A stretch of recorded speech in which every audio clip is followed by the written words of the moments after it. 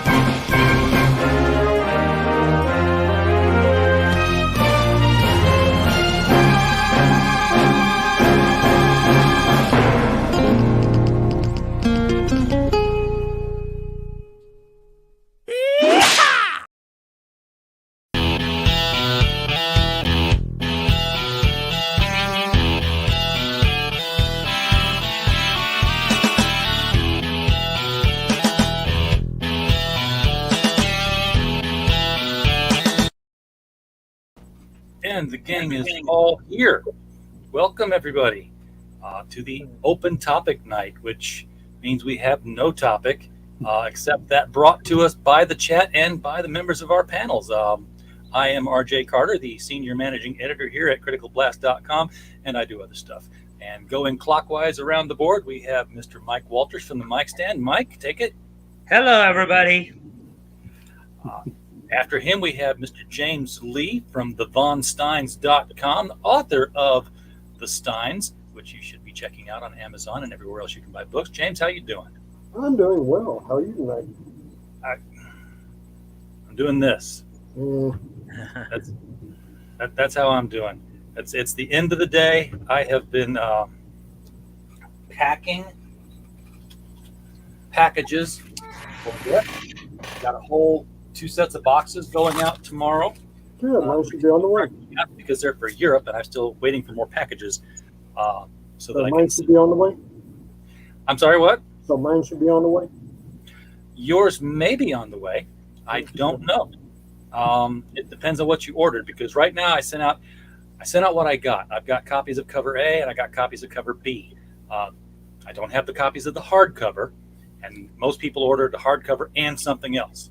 So anybody who ordered cover A or cover B, we sent those. There was 66 of them there. So yours may be in that list. Of course, like a dumbass, I've done this dozens of times now, sent out so many lists to Pirate Ship, and this one time I didn't include the email address column. So I'm on the phone with them, not on the phone, on the chat with them this afternoon saying, I didn't get my emails. I usually get emails. They're like, there was no email address in the spreadsheet. There's always there's not an email address in the spreadsheet. I don't know, I feel peevish. So yeah, I screwed that one up. So you won't get an alert on that one if you were in that batch. Chris. Hi.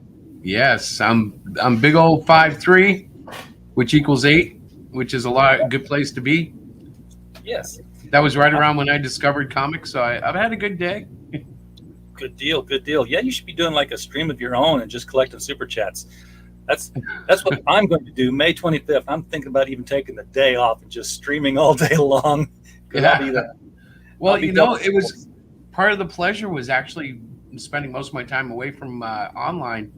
One of my accounts got banned for a week anyways because I got involved in a conversation, and I'm telling you have to be careful even with Elon on the guard, because if you say there's just too many topics you can trip over. Elon's, I would stay away from him. Playing with him on Twitter and going back to where he's responding to you, that's cool. Well, it's funny because I have a policy on the Hero Shack account where I don't post on certain things, certain topics, and they're always the ones that get my other account banned. So it's like, well, okay, It's been peaceful because of it. I don't mind it. Whenever I get banned, I kind of get a giggle. I'm like, oh, it's vacation time. Good, But I will say this. I will say this about him. He has made Twitter very fun this last week. Yes. Yeah, the fun is back, and I'm seeing tweets from people I've never seen in months. Everybody's getting followers. I'm getting followers. Everybody's getting followers that for months we never saw anybody follow. Now all of a sudden, here we go. So I'm thinking they're cleaning up their stuff before he gets in there to see what's going on. I think there's a guy named Ed. I'm going to not remember his name right, but he's an artist who I've been following for some time. And all of a sudden, he's like, hey, I'm back, and you can see me, right? And I'm like, yeah, he was talking to everybody. And he's got great art that I haven't seen I don't even remember following the guy. And it's like they had him somehow shadow banned where I couldn't see a thing. Yeah, it's kind of funny because a lot of people are thinking that, or a lot of people on the left anyways, are thinking that Elon is some right-wing guy. But even what Elon pointed out, Elon put up this one little tweet where he's showing like he hasn't really moved. It's the left that has moved. Yes. Yeah, and this is true. A lot of us we're right down the middle, and now it's like, oh, you believe in this? Well, you're over here now. Get out with your believers. I'm like, yeah, that little pole shifted just while you were standing still. Yeah, it was really weird that Well, if you point out to Democrats, and I mean the hardcore ones, the real political ones, that the current platform of the DNC would have been like voted down and kicked out 20 years ago, they get all bent out of shape. No, they do. But it's absolutely true. They've gone that far left. Yeah, they really do. But okay, no more politics. Here's the bad news of the last week. Of course, everybody knows the great, wonderful, would destroy your portfolio at a con, but was a hell of an artist for Batman. Neil Adams passed away. Yes. Yeah, I covered that. I kind of mentioned that on Friday as well. So. If you were an artist and you got a chance to get your portfolio reviewed, which I did, you came away with mixed feelings and a sense of, holy crud, what did I just walk into? Which cheek did you lose, the left or the right? Believe it or not, my experience with Neil Adams was not that bad. Okay. Mine was hilarious. Actually, mine was pretty funny too. James, do you have your mic lowered for some reason? Like over here. Well, you are talking through a pillow. Hold on a minute. I know what might have happened. Let me check something. Because Robert is saying that Elon is South African, which I did not know, but it makes sense given the odd name. He has seen the future of multiculturalism. So, yeah, it's Yeah, one of the memes going around is they're actually against an African American because he's actually a true African American. He was born in Africa. Is that better? Actually, that last bit was, yes. Okay, so this is better? Yeah. Oh, that's better. Yes. Okay. No, I know We what don't have to happened. sit there and try to translate what was muffled there. Well, no, what happened was I had my stuff unplugged because I was cleaning everything, and I plugged it all back in, so it registered the mic on my camera and not my mic that's sitting right here. Oh, man, order of events really matters. I'll tell you what, I work in IT, and I worked in a place that I don't work at and haven't worked at for years, very small IT department. We had the computers, and we had the routers. And between the two, we had a little gateway. And if you know IT, then you know these words. Everything was on a UPS except the gateway. So what happened was we lost power, and the UPSs shut everything down gracefully. Everything was cool, and then power came back, and the computers came back up, and the routers came back up, and the gateway came back up, and everybody came in the next morning to go to work. And for 7 hours, hundreds of order takers were entering orders on the development system because the gateway came up in the wrong order. Yep. And the CEO came in, there's only 4 of us in the IT room, talked to the manager right there in front of us all and said, why did this happen? He said, well, we didn't have a UPS on the gateway. Why didn't you have a UPS on the gateway? We didn't think it would be a problem. And I'm sitting there typing, I'm like, Oh, that was not the right thing to say. And he said, "Come here."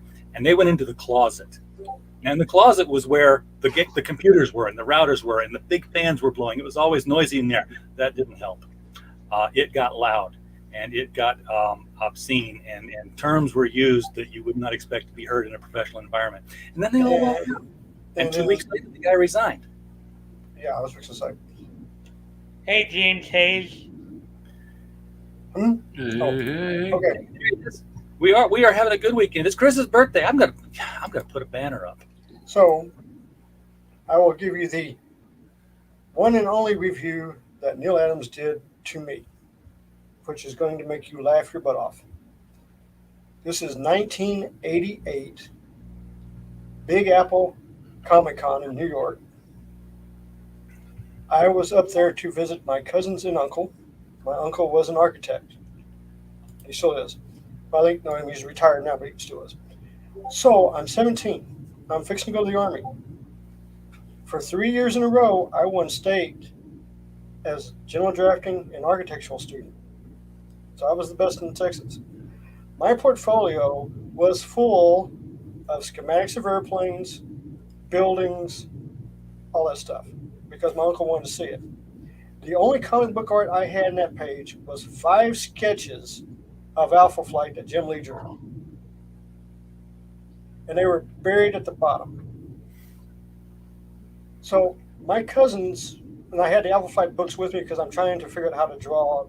I'm doing a terrible job. I'm just terrible. So Big Apple Comic Con is going to take place. First Comic Con I ever went to in my life. Ever.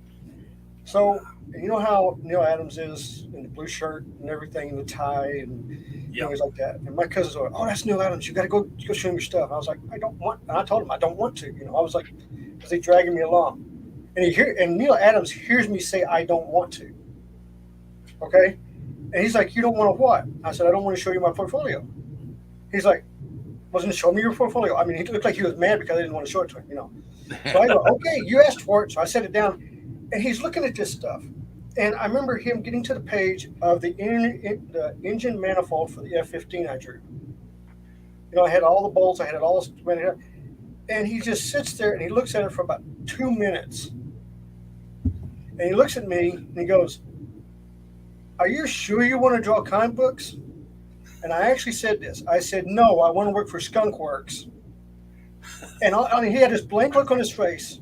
I swear to God, he had this blank look on his face. He set the paper back. He just handed it back to me and he goes, "Good luck." That's all he said. That was it. And then 30 minutes later, I ran into Jim Lee and he got to see the Alpha Flights, and I got the 30-minute one-on-one with him on how to draw anatomies. Because I guarantee you, if Neil Adams would have seen my Alpha Flight disasters, he had to rip me a new one. But he never got past that F-15 drawing. I mean, I'm the only guy, and everybody's looking at me like, he's the only guy that didn't get chewed by Adams. Speaking of art and reviews of it, I bought Amazing Spider-Man #1 yesterday. The new one, obviously. Wow. Oh, all right. I was going to say, you thought, what? Oh, yeah, guys, I made that same mistake when he told me that last night. Before our interview, or the interview I had with him, where I wasn't sure if he was meaning like Amazing Spider-Man as in the original Amazing, like Volume 1, or the current one. Well, I think we all assumed the current or the original first. We're like, did you really? That would have been nice, but no, I bought the new one with the art by John Romita Jr. Very nice. And I've had a question on Twitter, and I've been getting a lot of responses about it. But basically, what am I looking at here? I gave you the answer. The answer is yes. That's not the page that really pissed me off.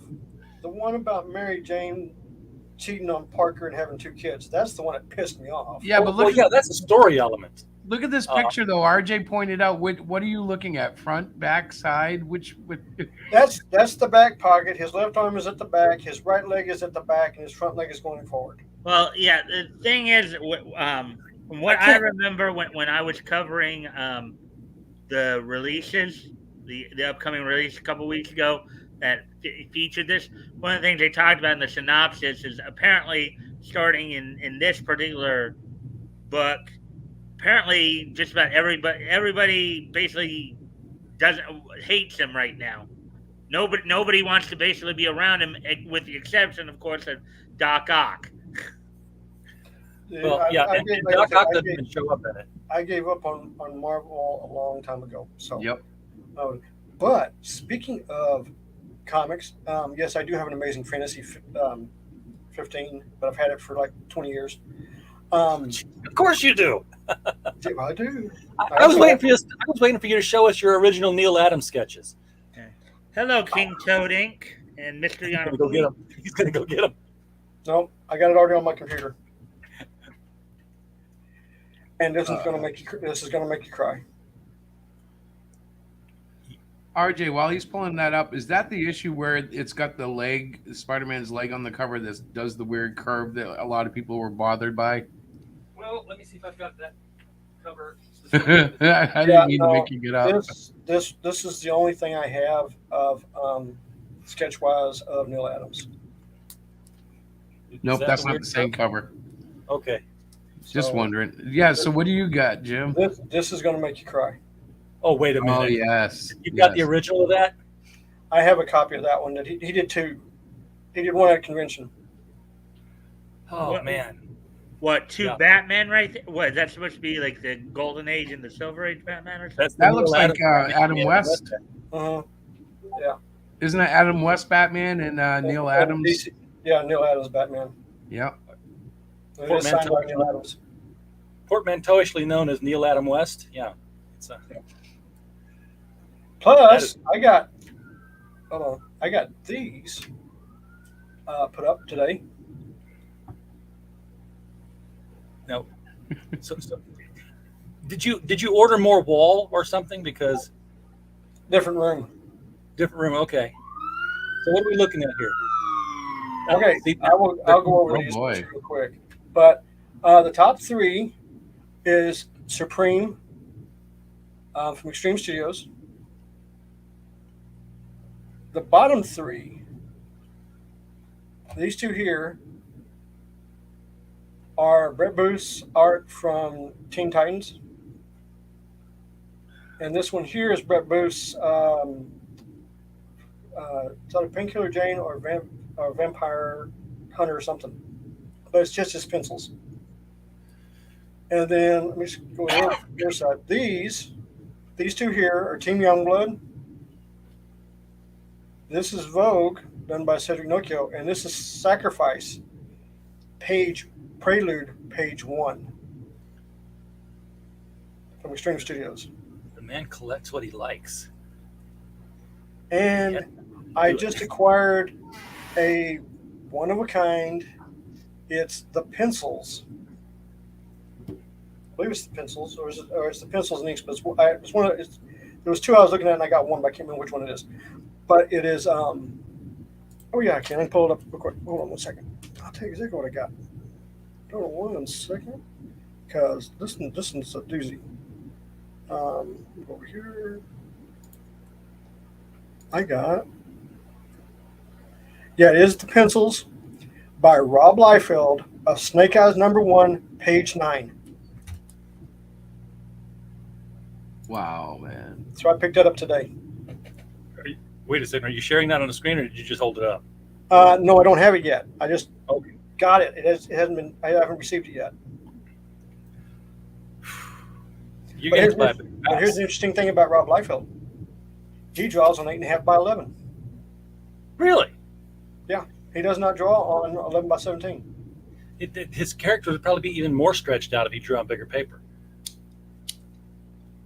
Well, it's funny because I know when I was growing up, I used to use a version of, I did everything in 8.5, 11. It wasn't until I went to art school where I learned you can shrink art. What? You guys can do that?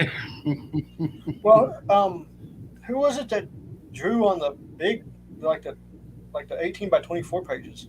Wasn't that silver golden age type stuff? Didn't they reduce it to 11? No, it was a modern. Oh, guy. Really? Yeah. I don't know. He went big. I can't remember. If you've got the time, big does look great. It's just Wow, big. I don't know. Oh, yeah. And when you shrink it, it kind of condenses those pencils and tightens them up. Oh yeah, it looks great reduced, but I mean, if you can take the time to draw 18 by 24 for a whole book, that's good. That's some pretty surface. Well, then there's that crazy Wildcats #5 that Jim Lee did. That was like 11 by 64 pages, Wow. where the whole thing folded out. Oh, I didn't see that. And over and over. You never saw that? No, man, I'll have to look it up. Oh my God, that picture of Zealot takes up like 4 pages. That must have been in my barren years when I was, apart from comics. Yeah, That must have been Image then? Yeah, Image. I mean, it's #5 of Wildcats. But Wow. he did this book, and basically you open up the first page, and you unfold it, and it's like 4 pages across of these beautiful drawn panels and just gorgeous artwork. And then you flip it over, and on the back side is another mosaic that's like 6 pages across.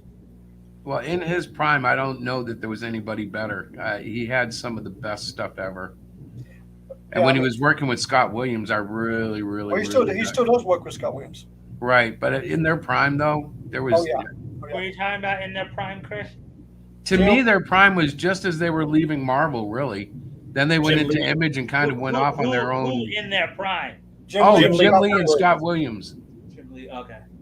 Yeah, I mean, They were kind of a team like Byrne and Austin. Like for a while, Byrne and Austin really caught my eye too.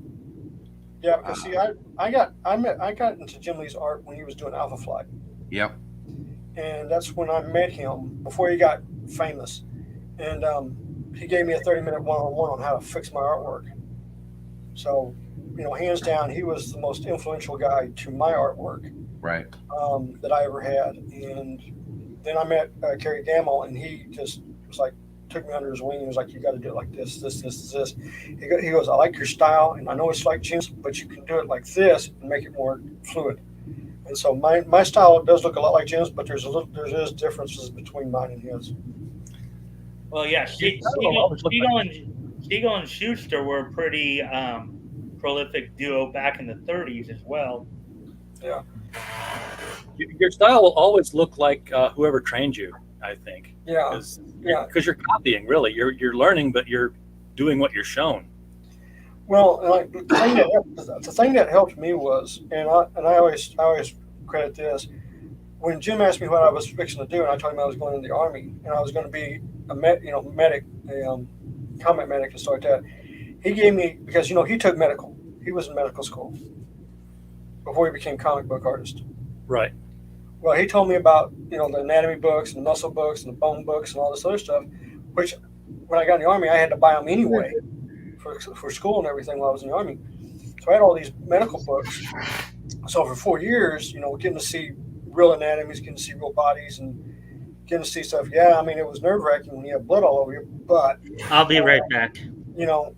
It really helped on what I was doing. So that's why mine art kind of has more of a feel to it than just comic book.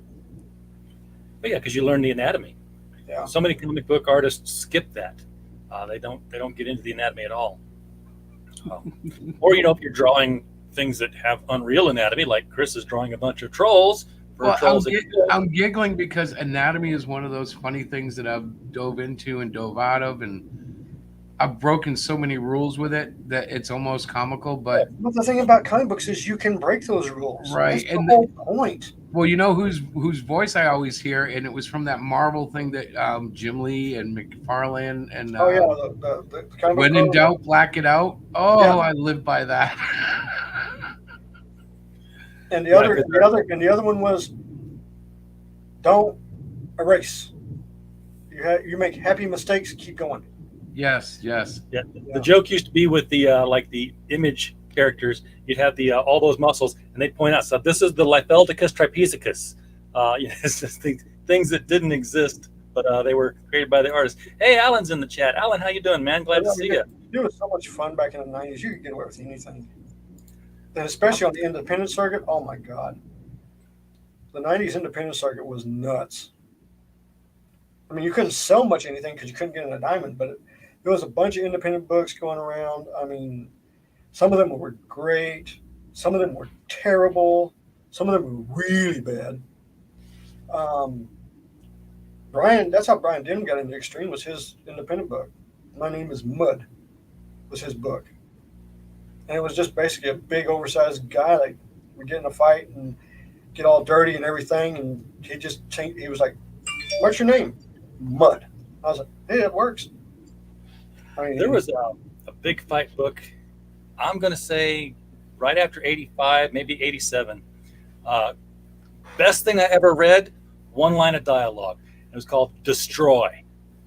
And it was just these two superheroes, and one of them had something happen to him that drove him nuts. And all he was doing was just bashing things, saying, "Destroy, destroy." And the other guy's trying to stop him and keeps getting punched. And it gets to the end of near the end of the book, and it's like they both punch each other right in the head and just knock each other silly. And the one who was going crazy gets up. He's like shaking his head. He's like, "Oh, what did I do?" And the one who was trying to stop him gets up, and I was like, "Destroy!" And he just takes off, and that's the end of the book. It's like, yeah, I can dig it. It's just nothing but wanton violence all the way through. Yeah, the one that got me, and we were going to PX in Korea buying books, because you could pick what book you want. The guy would order them for you. So I was getting all the X titles, and I was getting Spider-Man. This is before Image. And I looked over, and here's this manga. And all it said was Ranma. Oh, my God. One half. Yeah, that's exactly what it was. So I was like, okay, I'm going to pick this up just for, fun reading, So I am sitting in the back in the break room at the ER at the base hospital. And I start reading this thing, and I'm like going, "You gotta be kidding me." And it's the first volume. So the first volume. And I couldn't stop laughing. I could not stop laughing. It was so funny. And I got hooked on it. That's when I got hooked on manga. I was like, okay, yeah, I gotta get these. Okay, now here's something I never see. Secondary market for original manga. So you just said you picked up Ranma 1/2, the first volume. I'm assuming first printing. Yeah, I have first printings of all the Ranma books. They're obviously not in the Overstreet.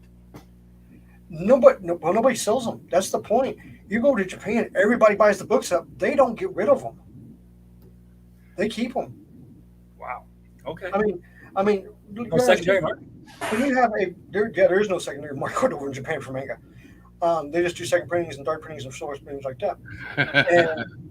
But when you have a book, a solo book that sells 92 million copies, that means almost every adult in Japan bought it. Yes, every adult, not That just the comic nerds. And this is businessmen in suits and women and elderly and young and everybody buying this manga. There's not a secondary market because everybody's got the book. Yeah. How much you want to give me for my Ranma 1/2? I've got 3 copies, dude. I don't know what it's worth. I really don't. I've never seen one for sale. So that's a good point, though. It's so oversaturated, they wouldn't have a need for an extra market. I posted pictures of the poster I found from the Macross 15th anniversary, I think it was, of the Japanese actress that played Minmay. I've got an 8-foot door poster autographed by her, which is a picture of Minmay, but it's autographed by her. And you can't find that anywhere either. You can't find that poster anywhere. Okay, so I've got on eBay 0 bids, so it's hard to say that this is what it's worth. The most of Ranma 1. Well, let's see. Let's see if this is the same one that you. Let me see it.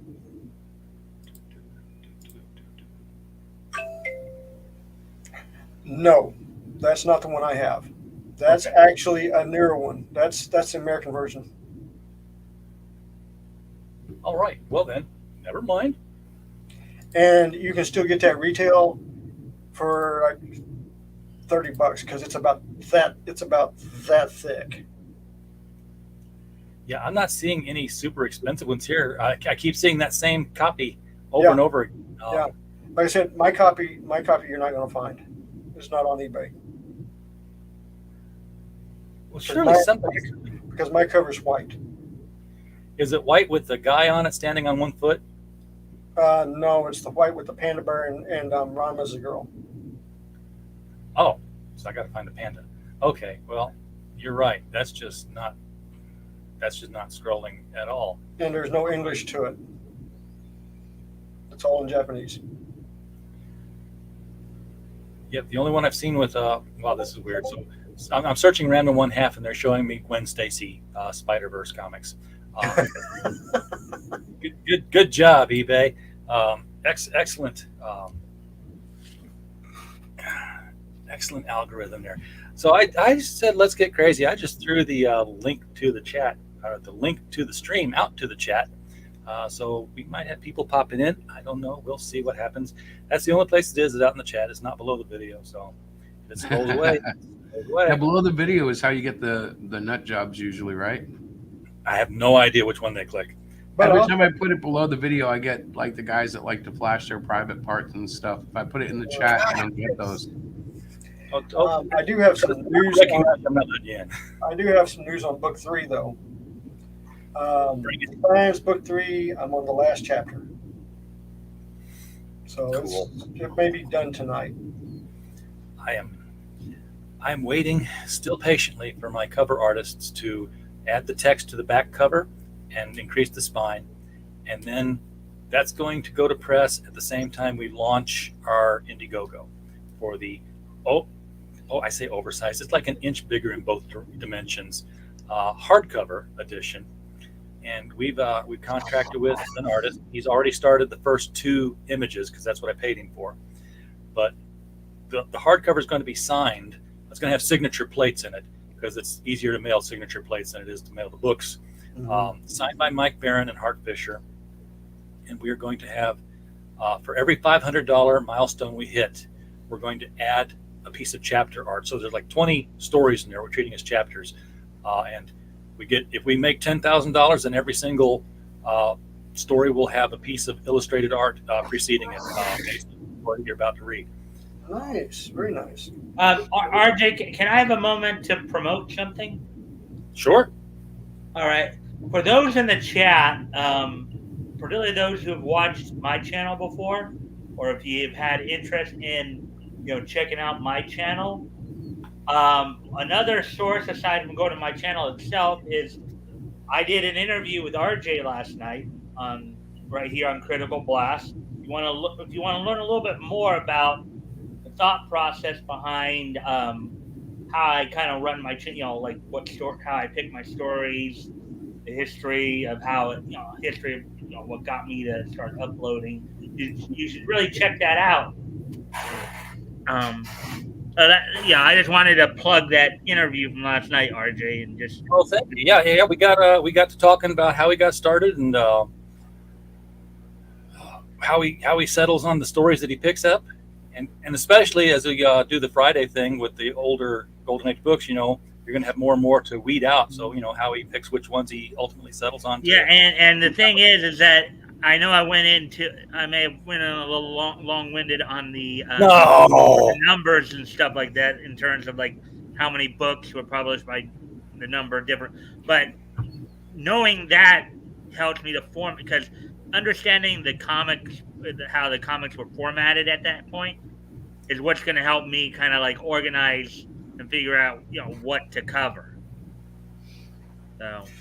Yeah, you're gonna have your work cut out. Look who showed up finally. George. Yeah. I have a new announcement. Okay, I'm sitting. George is taking over the CW. I'm doing a nightly news show, and it's going to be exactly the same time Mike streams his show. Okay. Is it going to be the best of Mike? Or are you going to like EFAP Mike's stream and just comment on what he's commenting on? Yeah, that's right. Oh yeah, because George didn't. I guess George didn't fully understood what I said when I talked about my show before. He thought it was an open mic. Yeah, I saw that thing. I was like, where's the link? Where's the link? There's no link. There's no link. This is not RJ's open mic night. Oh, it's getting humid in here. So, hey, here's a shot to the room. The bloodbath that is taking place at the CW. I don't know about the bloodbath. All I know is that they finally canceled Batwoman and Legends of Tomorrow. Well, right. I wasn't as aware of the CW bloodbath as it were, but I have heard that since the Slassoff guy from Discovery, he's apparently planning a bloodbath, which may entail It's going to be brutal. But guys, there is a Chris? GoFundMe to save Batwoman, so let's not let go yet. Yeah, last I saw, they were at $1,700 to save But Batwoman. here's the deal, Chris. Double their budget. Here's the Chris. Okay, their budget is $7.5 million episode. Well, let's give them a good old try. But- Come on, I'm supporting their efforts. Yeah, Let's hold go. on. But this is getting even better. But it's just like, if it got canceled from the CW, and they raise money, where are they going to take it? HBO Max. YouTube? Admittedly, No. though, if they could raise seven figures in a GoFundMe, somebody would pick that show up. That would be a sign that yes, there is real life. But No. they haven't even got The money's going to go to buying mansions. Come on, guys. It would be going to be the first program that G4 TV would try to use to save their channel. Yes. Look, we've got Batwoman. We care. Yeah. Man. But no, I mean he's starting to move in. He really is. He hasn't shown up yet. I know right now the way I understand CW is they're going to probably all of the shows that are DC related are either going to get canceled and move to HBO. The CW, which is not profitable and has been losing money all across the board, will probably be sold off and gone. So the name CW will be gone. Everything will be sold off, and it'll go bye-bye. Yeah, whatever assets they have that's not DC related, it's going to be sold off as a library for some streaming service for content. Stuff will go to HBO Max. No. They're going to parse out the library. Yeah. They're going to do some. He's going to do stuff. Yeah. You can guarantee it.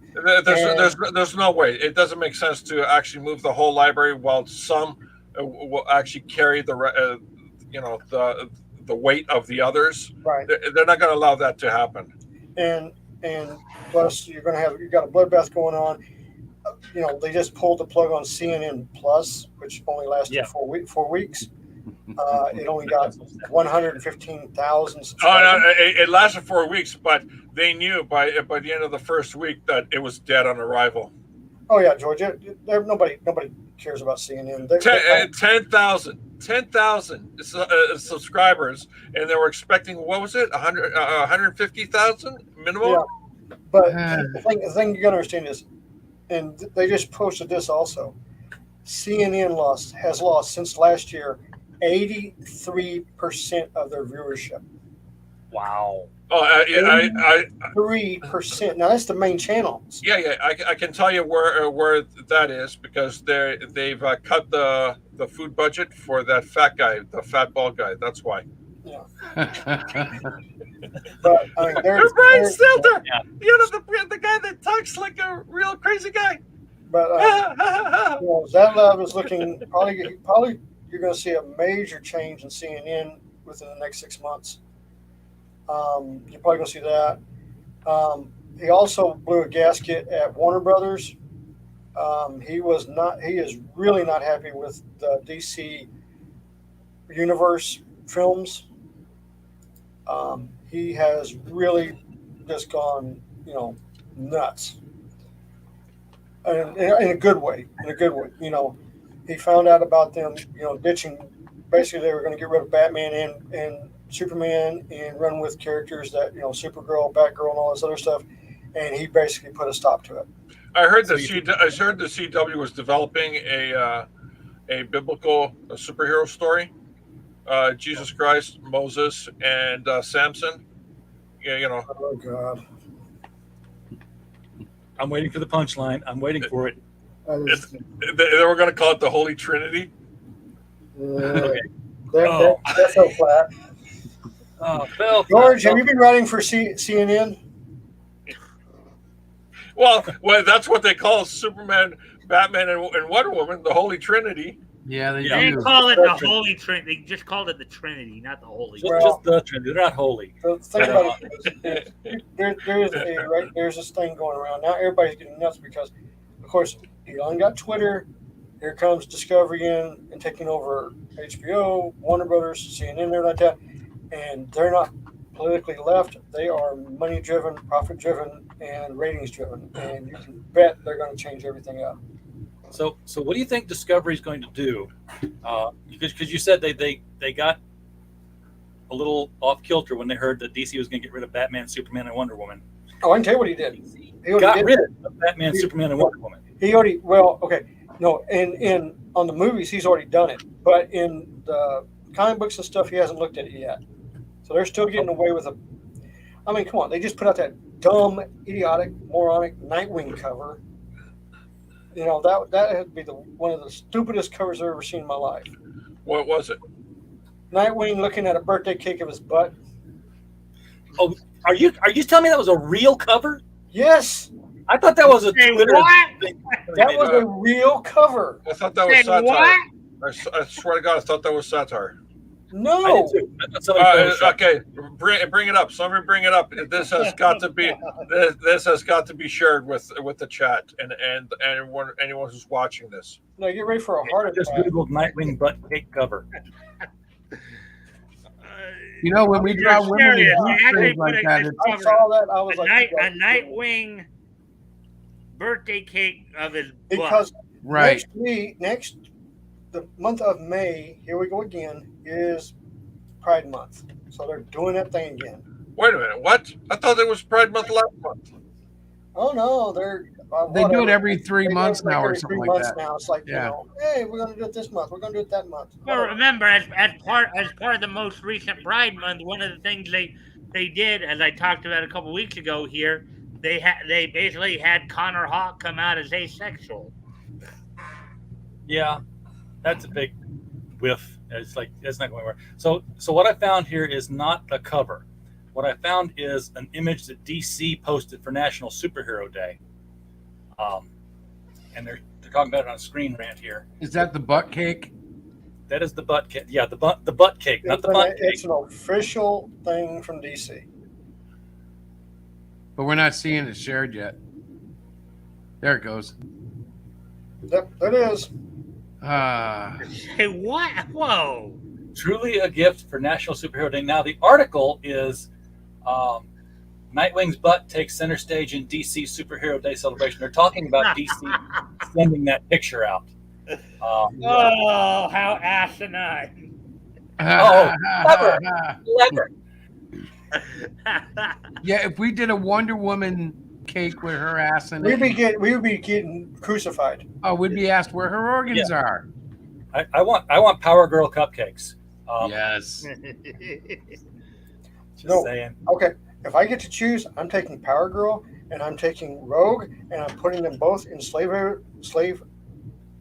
Leia outfits and I'm putting them on the beach.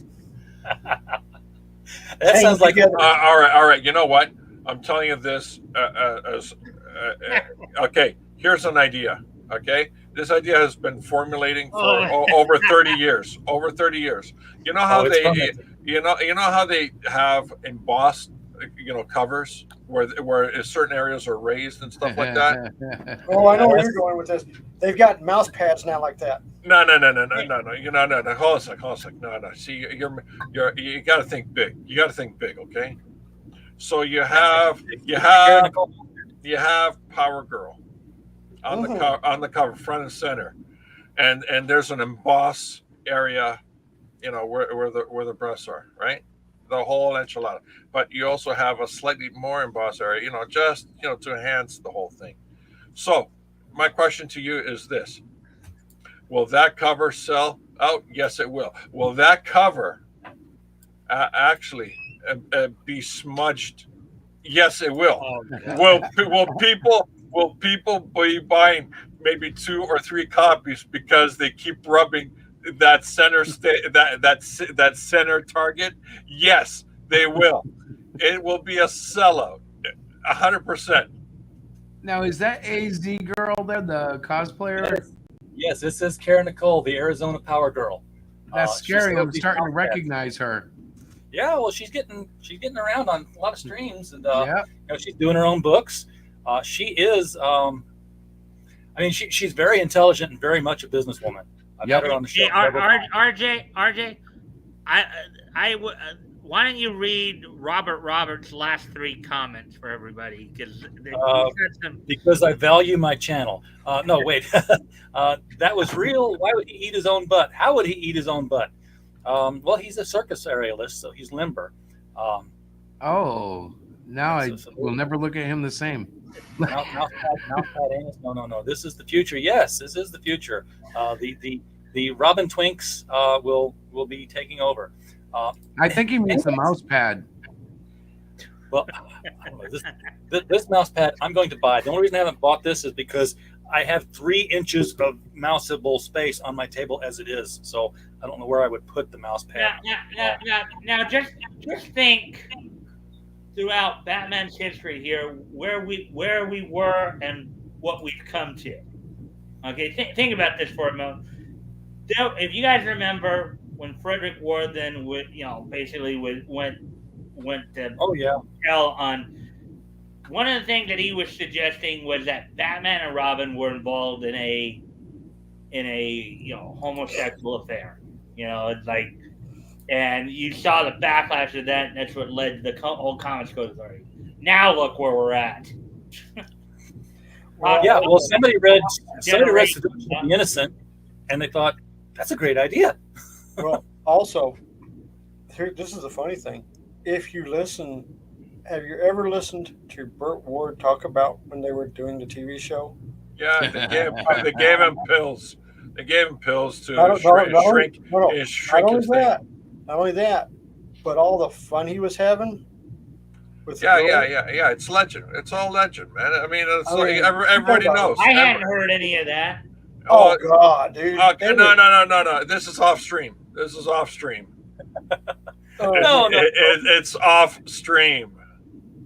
No. Let's just say it was Babylon AD doing the shoot. Yeah, he was. I heard the pills cost him his marriage. Actually, at least the marriage he had at the time.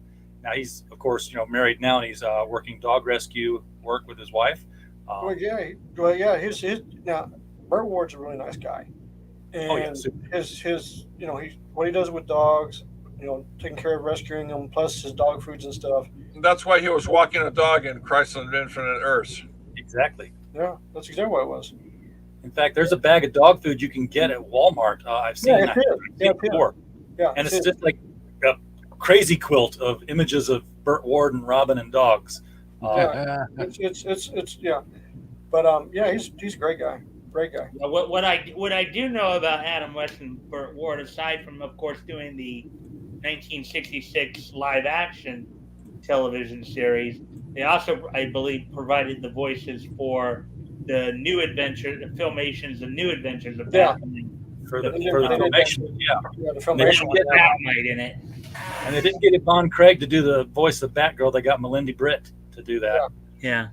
Who, of course, went on to voice She-Ra, among other characters, in She-Ra Princess of Power.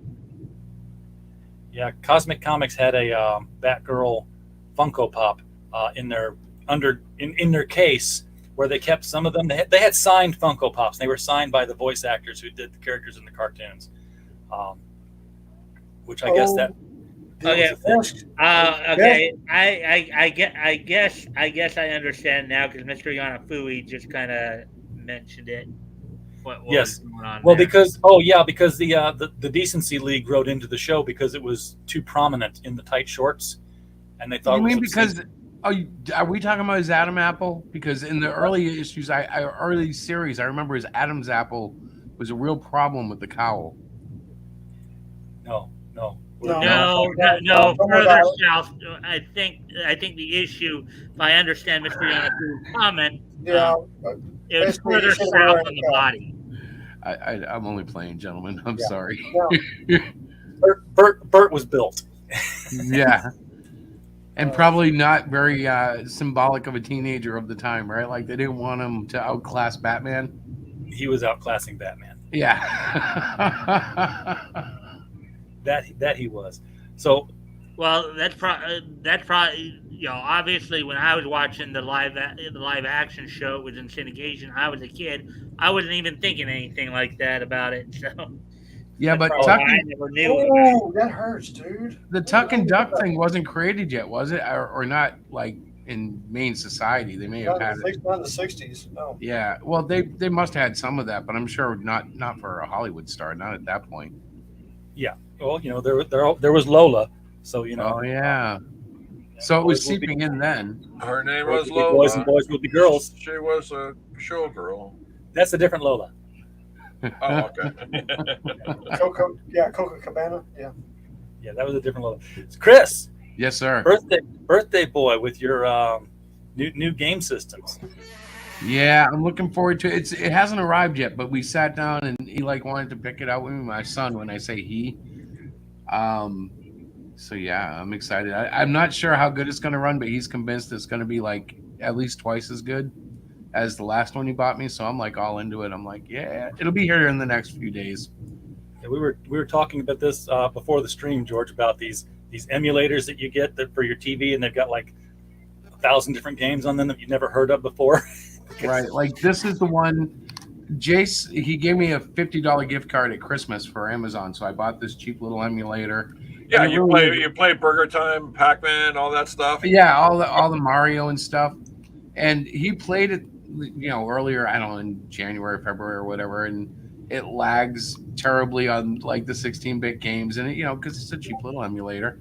So for my birthday, he upgraded me, and I'm getting a much more powerful Chinese emulator. Nice. Yeah, the reason I bring it up is because we were talking before the show. Back when I was living in Texas in a hotel room, my son was 10 years old, had his own little bedroom. It was a suite. I'd taken a job down there that was a mistake, so we just stayed in the hotel. And we got him an emulator because it came to Critical Blast. It was like, hey, would you review this? I'm like, oh, perfect. Send the kid a toy. And as often used to happen back then, I would get these electronic toys in, and then I would let him do the review, which is what you're going to see right here. I've got an excuse to show off my kid. So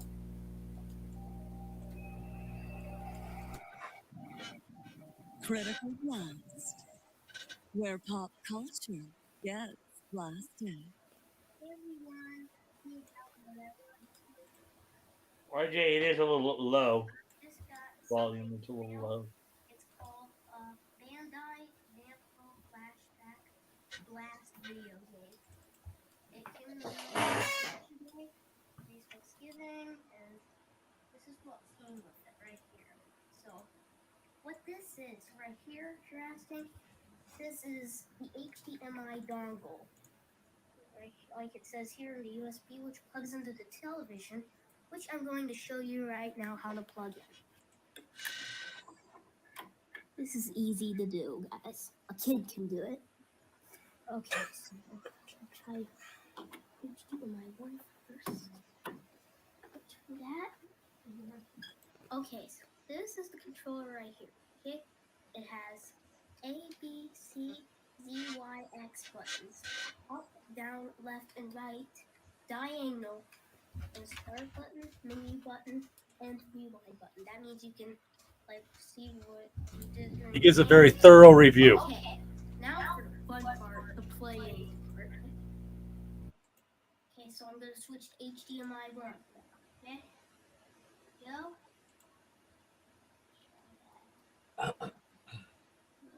There we go. I turn on the controller.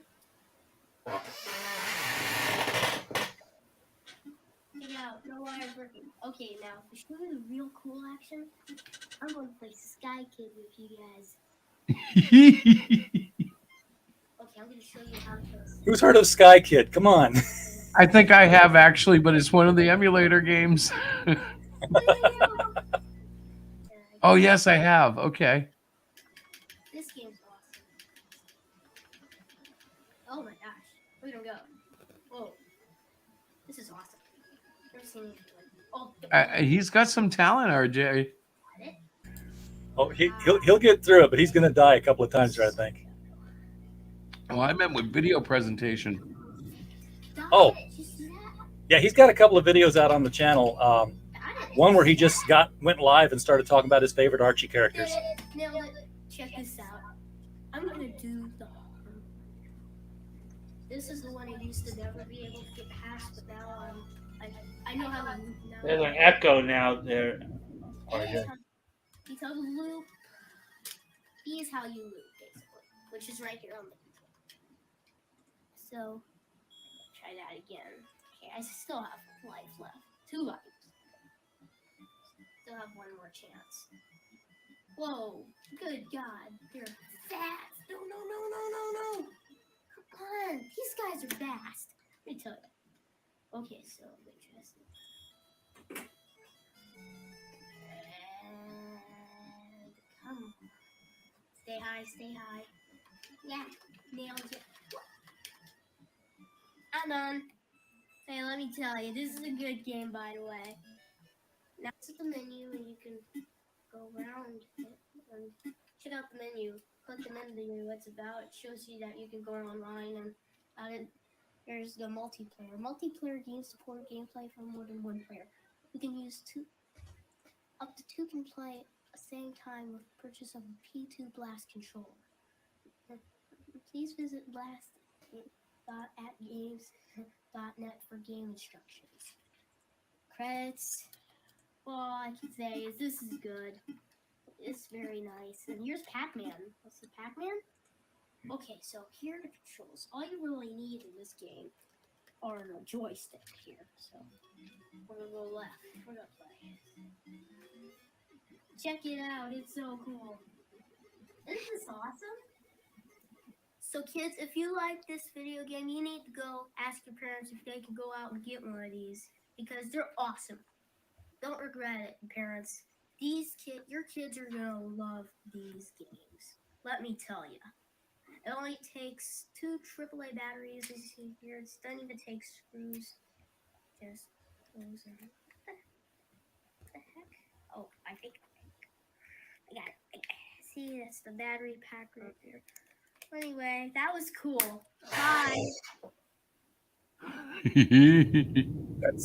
That's it. Now he's obviously promoting that one, but he's done ones before where we had these pocket racer When you hand cars. someone your logo sticker, you put your brand out into the world. Let's kill it.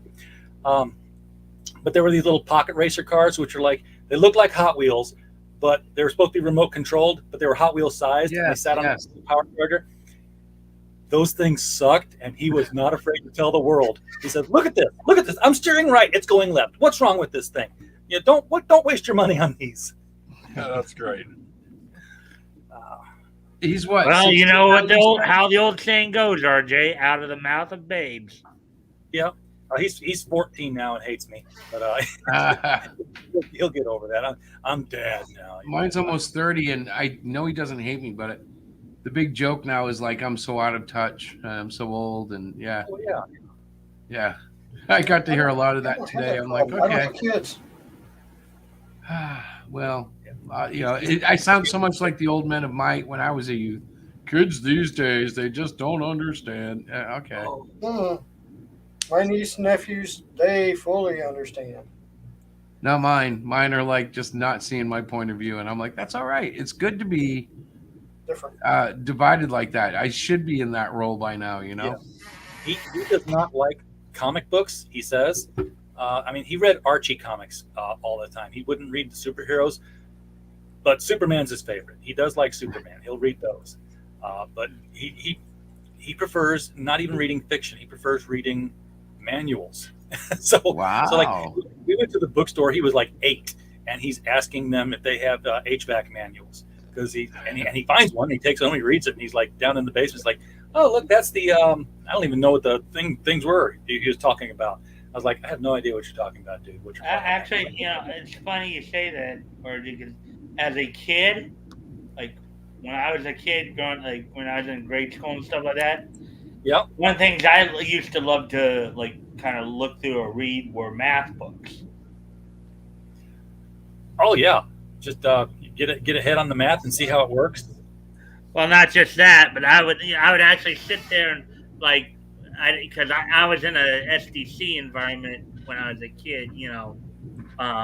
So sometimes I just with some of the hardback kind of math books you'd see, I just be looking through them. Wouldn't be doing anything with them or anything like that. Just look through them. So Yeah, I used to read dictionaries. I used to read like newspaper funnies. I feel like so outclassed right now. I'm like, oh no! No, I had to. I had to read Garfield. I had to read Calvin and Hobbes. I had to read what was the other one with the little kid that was really he had parents. The little kid was always come up with something. Not Dennis the Menace. No, it's kind of like Calvin and Hobbes. Oh, he had dark hair. Almost all of them are a kid with their parents. I mean, I read Foxtrot. No one Foxtrot.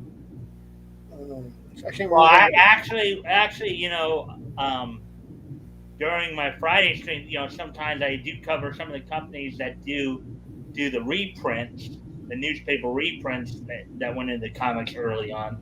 In fact, as one of the things I was explaining to RJ back there in the 30s, as the comics were getting started, you had two types of anthologies that a lot of companies were doing. You had what I call the hodgepodge anthologies, which were kind of a mix of everything. Have action adventure, you'd have humor, you'd have a little bit of everything, and you'd have the themed anthologies, much like that's what action and detective were themed. There was a specific theme that was focused on. So that was one of them. One of the really interesting things that I found out about is Mr. Jim Davis, the creator of Garfield, shadowed in on 3 episodes of The Incredible Hulk. I remember that. Normal. I remember you talking about that last time we were on, I think, or time before. Yeah. So, there's a crossover like that. But, he's been doing Garfield for 40 years. Oh, no, more than 40 years. Because he started back in the 70s. So it's over 40 years. And I had always thought Heathcliff came before Garfield, but it's the opposite way around. Garfield was first. Yeah, Heathcliff looks older for some reason. Maybe it's the style. Yeah. But he feels almost like he belongs out of the 50s and he's just been dragged into the 90s. Yeah. Yeah, because I remember the Deke produced cartoon. Heathcliff and the Cadillac Cats. I actually bought the novels of Heathcliff. They put him out. They put his funnies in books. You could buy them, and I had several of those. Those are really good, and of course, all the stuff with Jim Davis and Garfield. Oh, well, he's still putting stuff out today.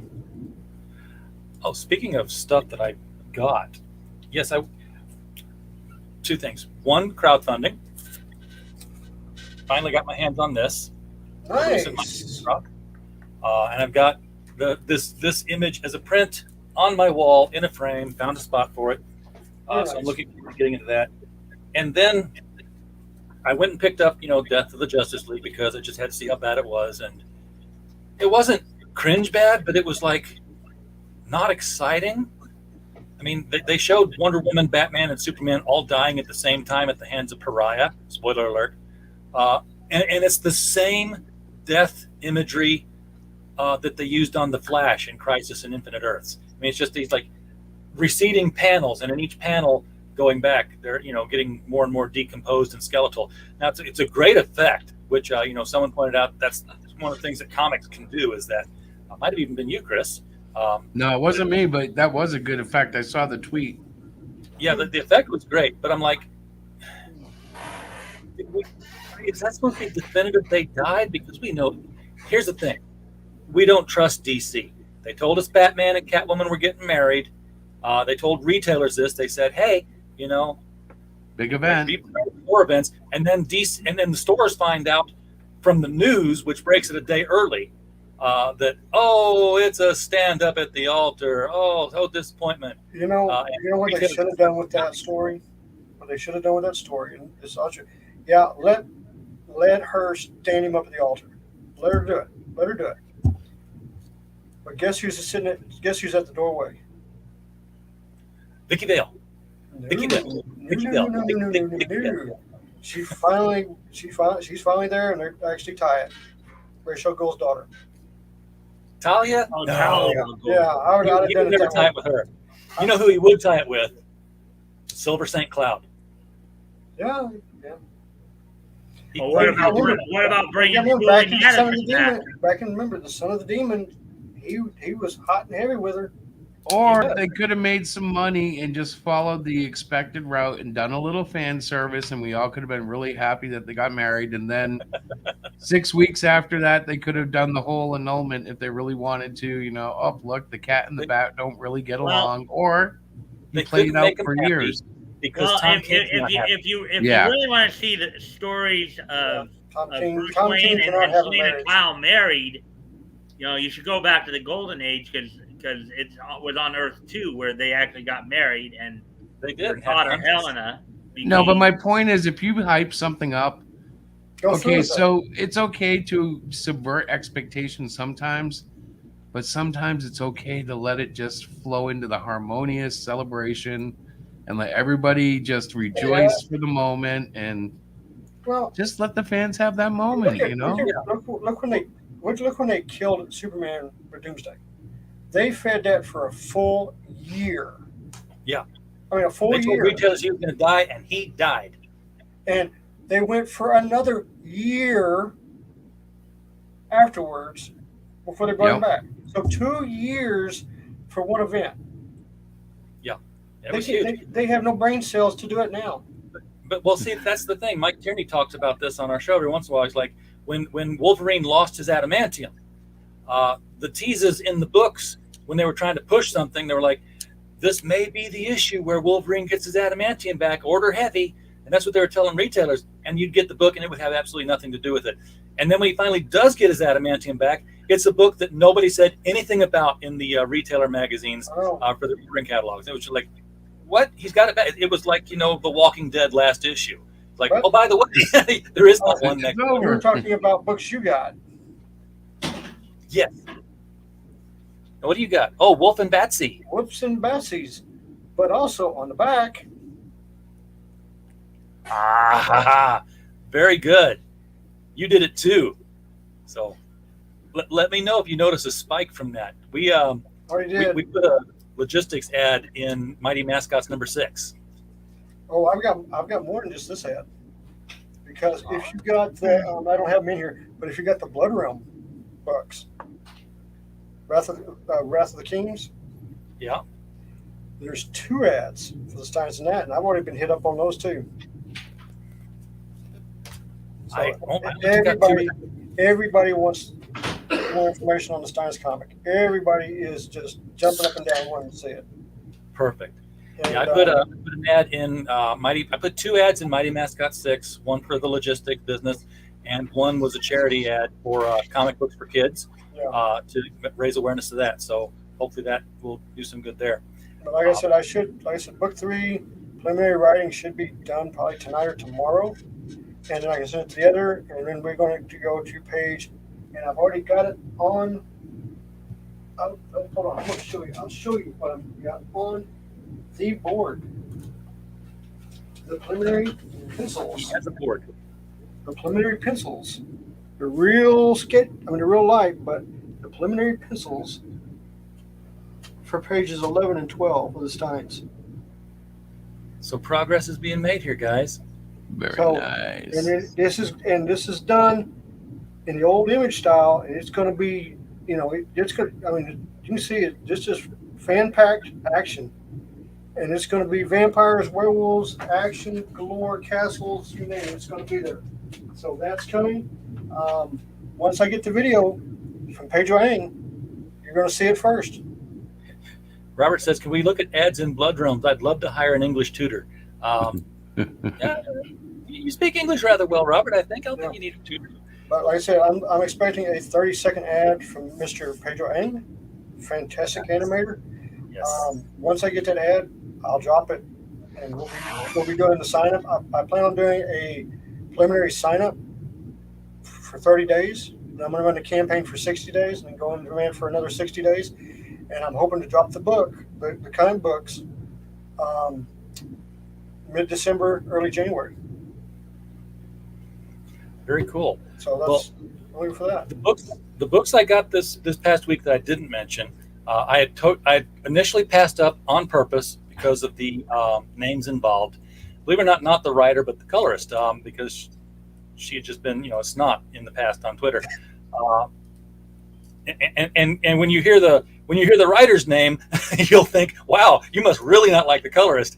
But I've seen a title from DC that if DC were smart, this could save the DC universe if they were to start modeling after it. And it is Mark Waid on World's Finest, which I picked the first 2 issues of. This is what comics in the 70s and 80s used to be. Interestingly enough, it is set in the early days with a yellow oval Batman. So they're writing it in that style, but maybe by accident they're also writing it well. Speaking of World's Finest, just a little history tidbit for you guys. I know that most people today think when they hear World's Finest, they think of it as a Superman Batman team up book. No, I think However, when it started out as what I refer to as a super anthology, which was an anthology, but what they would do is they'd take like usually the top 1 or 2 characters from some of the different anthologies and put them into one book. So like highlight book. Superman and Zatara from Action Comics, Batman and sometimes Slam Bradley from Detective. I think Johnny Thunder was in there even one time from All American Comics. So among others. So World's Finest started out as the term I use for it as a super anthology. So a little history tidbit for you guys there. I just finished buying the mouse pad, so now it says sold out because I bought the last one. Yeah, I mean. And hello, Larry from Niobe Comics. Hey, Niobe. Hey, Nami. Oh. But yeah, I mean. Show hello, Larry. I keep thinking it when I say it. I mean, I'm being honest with you. Every time I've taken ads out, I've gotten bumps in sales. Every time. And, fantastic sales. Like I said, the first time I did sales, I did ads, the Steins went up into the top 500 of horror books. We sold that many books.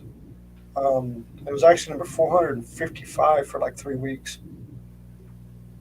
So, I keep thinking that Robert Roberts has a joke in here that I'm not getting. You're gonna have to spell it out for us, man. For English Cougars in the Blood Realms comics, because I'm not following you. I think it has to do with what Geronimo is writing in the comics. Oh, okay. Oh, is this a commentary on the editorial on the need for an editor? Maybe. I don't, because I haven't read Blood Realms, so I wouldn't. I actually like Blood Realms. I like, and Wolf and Batsy is a really good book. It is a phenomenal book. It's black and white interior, but I highly recommend Wolf and Batsy. It's a fun book to read. It is really fun to read. I've seen a lot of fun books from Alterna. You're not getting Downcast all the time, so I'm keeping up with that in floppy format. But yeah, but seriously, Wolf and Batsy, you got to pick up because there's some good laughs in Wolf and Batsy. What do you think of Mr. Crypt? Have you picked that up? I have. Mr. Crypt is a fun book. I thought he did a good job with it. But Wolf and Batsy, I mean, I'm just going to give it in issue 3. When you have a vampire dressed up as a little school outfit walking into a mad scientist's house, you just can't stop laughing. It's just so funny. And she looks so cute. I mean, she's supposed to be this really vampire, and she's just in this little bitty. You can tell he took a shot straight out of manga in the Japanese schoolgirl outfit. But I mean, it's so good. And I just want to give a little quick reminder to everybody: if you're enjoying the stream, and if you can help us out, see if we can get some more people in here. If you'd like and share the stream, So where we can see if we can get some more people in here, that'd be very appreciated. Yes. Yes. Now, another option, if you live in an apartment building, open They're up not your gonna door go. and yell down the hall, "Critical Blast is open mic night," and then close the door real quick. Make them look it up. George. Yes. George, who's quiet over there. I need a favor from you, man. What? What? I need to be able to open this great big box and empty it out and get it out of my room. Uh-huh. What is it? What is it? It's a box of boxes. Mhm. Uh-huh. Uh-huh. Uh-huh. This is a riddle. Go on. There's 25 boxes of one size and 25 boxes of another size. Continue. And all I need is something to put in those boxes. Uh-huh. I can send it out. Do you have any ideas? What are you looking for? Anything from books to spaceships. God damn it, RJ. I told you not to order those boxes until I have the stuff in hand. What the hell are you doing, man? You know I'm going to change the size, right? You're going to change the size? Yeah. Oh, well, I didn't know that. Well, I've been working on, working out the details and all that stuff. Nothing's final. I haven't got the press proof yet. What are you doing? What are you killing me? You're killing me here, man. You're killing me. So now it's going to be like a 15 by 30, like the Superman versus Spider-Man book size. Well, I could be putting in some extra stuff. Okay. Well, Are you having a sale on boxes a certain specific size now, RJ? I will be soon.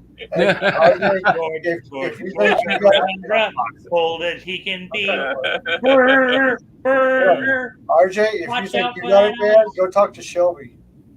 Oh yeah. God. Oh, you have not. I'm still waiting for the printer to give me the proof for the second book. I think Chris knows what happened to Shelby, but Shelby ordered prints for his artwork. Yes. Okay? And the printing company messed up. Oh dear.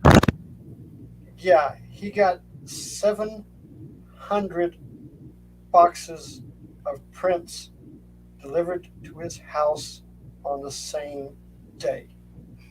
How many did he order? I think it was like 70. Somebody. So did he make sure that his order reflected 70 and that the printer screwed up? Mm-hmm. Okay. Because if But the printer usually screwed they're up, okay with letting you keep that once they screw up, but you have to figure out what to do with it, right? Yeah, that's the problem. house. No, you don't understand. Okay, the prints are 11 by 17. Yeah.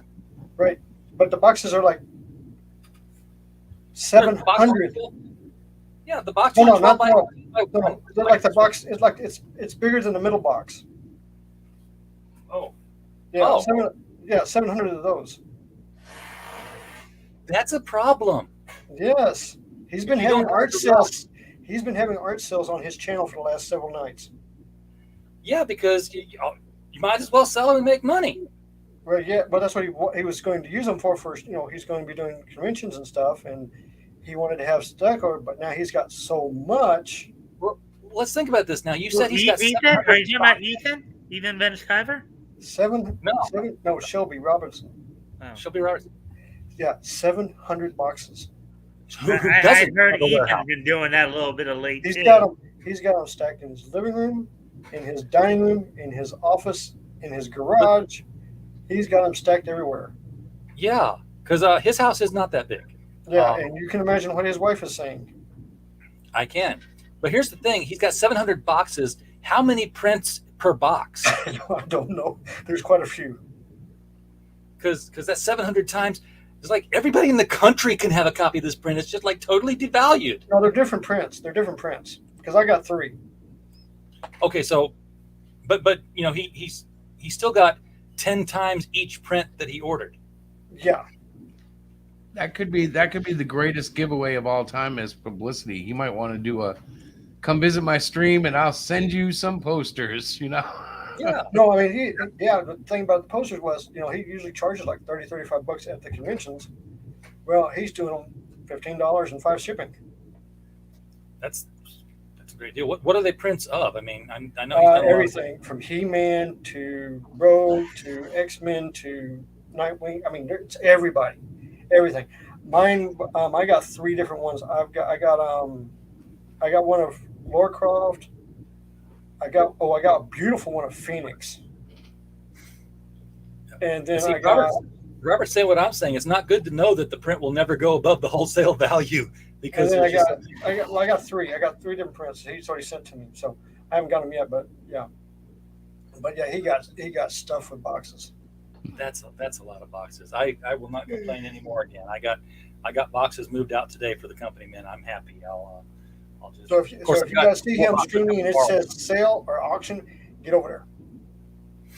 All right. Well, we will do There'll be that. some prints because he's got beautiful artwork. I mean, beautiful artwork. They're fully colored and everything. Guys, we've been at it for an hour and a half. Let's talk about what we're doing and what we do regularly before we sign off out of here. Mike, you're still at the clockwise position, so you go first. All right. Well, as you guys know, I'm on Monday through the mic. My show is the Mic Stand. I run it Monday through Friday, 6 p.m. Pacific, 9 Eastern, 8 Central. Monday to Thursday, we do the Niche Newscast, where I go over news articles, encourage people in the chat to, if something catches their interest, to discuss things within the chat. And try to answer questions if I can. On Fridays, we do the historical comic retrospect. And this week, of course, we're going to be starting 1939. We finally have finished up 1938. Add a little bit of a history tidbit for you. So going back to 1937, you had 7 companies publishing a total of 16 books. At the end of 1938, you had a total of 8 companies publishing a total of 24 books. So, as we're going along with the historical retrospect here, we're seeing just how the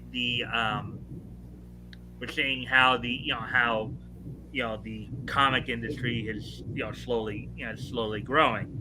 It became an expanding market. Yeah. Yeah. So. All right. And the link to that is one of the links below the video here. George, by the way, Mike's interview was competing with your showing of Moto, and Chris chose our show over your show solely because of the logo for the thumbnail ad. Fuck you, Chris. Here it was. This is what drew people in to click on the show and watch it, man. So not the close-up picture, but the mic stand button design there that I, a non-artist, made up. But in George's defense, then I sat and waited for a half hour for the adventure hour to start the Joe King adventure time. Yeah, so like I went in early. I'm sitting there just for a half hour looking at the static stream, and I'm drawing and sketching and just waiting. Yeah, but. Yes, and eventually you did your own stream too. Yeah, well, I wanted to do a little stream last night, but I waited till George's stream was done because we're doing another adventure hour at 11:00 tonight. Yeah, I had no idea that was happening, and I George, what a show! Congratulations. It's been a long time coming. It's bringing people together. I enjoyed the heck out of it. Everyone having fun. Yeah. I think our best show was the adventure hour was number 4. We all were doing Risey. Yeah. Everyone was pretending to be Risey. Everyone. And Danelli said that this is the most he swore in his life. Yeah, I was gonna say if you all went Risey right now, RJ's channel would just totally go into a panic because it's wow. You got to see episode 4. If anything, you got to go see episode 4. They're all doing Risey, and I swear it's absolutely hilarious. Tonight we're well, you got to tune in tonight because it's going to be one hell of a surprise. Very cool. As we read the news for tonight. By the way, just trying to recall. It's not coming to me. I lost it. Oh well. Okay, continue going around the circle. Continue. You'll remember by the time it gets to you, James. Hey, real quick update on Steins. Book 3 of the novels. I'm on the last chapter. That's right. The preliminary writing of novel 3 should be done tonight or tomorrow, and it'll be off to the editors, which opens up my work on the Steins comic books, which I showed earlier, pages 12 and 13. So that's going in play. Look for hopefully in a few weeks we'll get the ad from Pedro Ang, and we'll start running that with a sign-up sheet on Indiegogo, and then we'll launch 30 days after that for 60 days, go on demand, and the books, we're looking at a late December, early January shipping. So cool. all this going great, and I have Gabe El Saib on board to help with coloring, which is the Superman artist colorer that told DC to stick it. Yes. Yep. So Yep, we're all aware of that. Yep. So he's on board, and like I said, looks like a really good time, a lot of fun. I did do a signing 2 weeks ago at the Arlington Comic Con. It was a lot of fun. I'm already signed up for a show in August, so I have more news as that comes about. But I'll be doing another show in August, so looking forward to that as well. Excellent. You gonna be at the Bell County? No, I'm going to be. Where am I going to be at? I think it's Fright Fest in San Antonio. All right. So yeah, it's gonna be. I think it's a horror convention I'm gonna be going to. So that they've been trying to get me. They tried to get me to the one last week, but I couldn't do it because of scheduling conflicts and so. But they've been trying to get me into it because they're like, well, yeah, your books are selling and everybody's talking about you. They want to see you. Because my books are horror. So I was like, sure, I'll come. As long as I can get everything situated where I can go, I'll go. Yeah, it's a monster book, so definitely go. Yeah. Horror, all right. Horror sales. Chris, Trolls Exposed. Let's make it very sweet. Trolls Exposed, Indiegogo. Go check it out. It's an anthology about trolls. And look for our show over on the Hero Shack channel. You can find it at heroshack.com as well. But Wednesday night, I do believe we'll have a completed cover. I've seen the almost finished colored, screenshot, and I'm very, very excited. Yes, if a cover is ever a turn on, this one is going to be rock solid.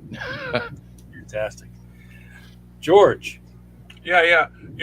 Based on what Mike said about how many companies were around 1939 and producing how many books, I have to tell you, back in 1400, there was 60 monks publishing one book in 1 year.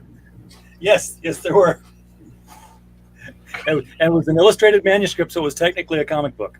Yeah, and if you want to go further back, in 1400 BC, there was about 1,000 chiselers publishing one wall a year.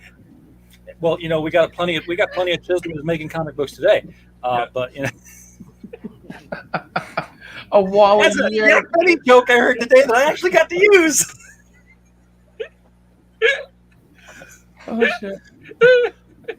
Okay. If you really want to go even further, 5,000 BC, there was like a family of cave people that were publishing one cave a year. George, I really think you need to watch the interview I did with RJ to fully get a better understanding of why I'm doing what I'm doing. He gets it. I did enjoy the interview very much. It's very insightful. George is being George, man. This is what you gotta expect. I'd be disappointed if it wasn't, Well, if you really want to go further back, God was only publishing 12 statements on 2 tablets. Yeah, it was 10 statements on 12. It was 15 if you dropped one of them. Yeah, exactly. But it was, that's it. That's all he did. He didn't do it. He didn't do a second printing. Thank God we didn't get into the bio. Yeah, he didn't do a second printing. We took the one. We're not going back to press. And folks in the chat, everybody, Ain't a word on this one. No, I'm not getting pulled into this. Just everybody in the chat who hasn't been driven off. Thank you for sticking around. We don't have a show without you. It's people like you who make people like me like people like you. And as always, while you were here, we just hope you had a blast.